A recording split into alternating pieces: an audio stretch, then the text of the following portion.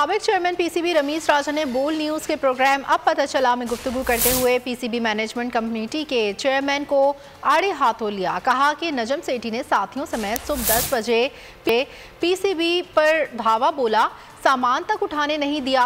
बोल न्यूज़ के प्रोग्राम में बात करते हुए उन्होंने पसे पर्दा हकायक सबके सामने पेश किया। वो 2:30 बजे रात को नजम सेठी साहब ट्वीट करते हैं जैसे कि बच्चे को कैंडी मिलती है ना, उस तरह से कि जी मैं आ गया हूँ और सारे पीछे हट जाओ। और सुबह 10 बजे जो है वो 17 बंदे यलगार कर देते हैं पीसीबी में, जैसे कि कोई FIA का छापा पड़ता है। ना आप अपना कंप्यूटर घर लेके जा सकते हैं, ना आप अपनी वर्ल्ड कप की T-शर्ट मैं घर लेके जा सका, ना मैं लोगों को खुदा हाफिज कर सका। सो ऐसी सिचुएशन में अब क्या ये पाकिस्तान में होता है कि एक बंदे के लिए आप कॉन्स्टिट्यूशन बदल दो, कहीं नहीं और होता उसामा। ऐसा एक कमेटी आ जाती है जिसका क्रिकेट ना कभी खेले हैं ना कोई लेना देना है, मगर आके इनको बॉस कर सकते हैं हमारे कबीले को, हमारी फ्रेटर्निटी को। तो ये तो क्रिकेटर्स को स्ट्रांग होना है, क्योंकि क्रिकेट आपको सलाहियत नहीं है ना बैट पकड़ा होगा शायद, ना बॉल पकड़ा होगा। मुझे कोफ्त है कि मिडवे थ्रू आपकी प्रोजेक्ट्स चल रहे हैं और इस तरह से एक तरह से ये क्रिकेट कू हो जाता है। मुझे इस चीज की तकलीफ है, क्योंकि मेरे पास तो ऑप्शंस हैं जिंदगी में, मैं तो शायद वापस कमेंट्री में चला जाऊंगा।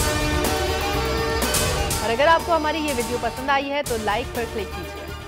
हकीकी आजादी की जंग में बोल भी कप्तान के हमकदम। इलेक्शन कराओ मुल्क बचाओ की लाइव ट्रांसमिशन, दिखाई लम्हा ब लम्हा सूरत हाल।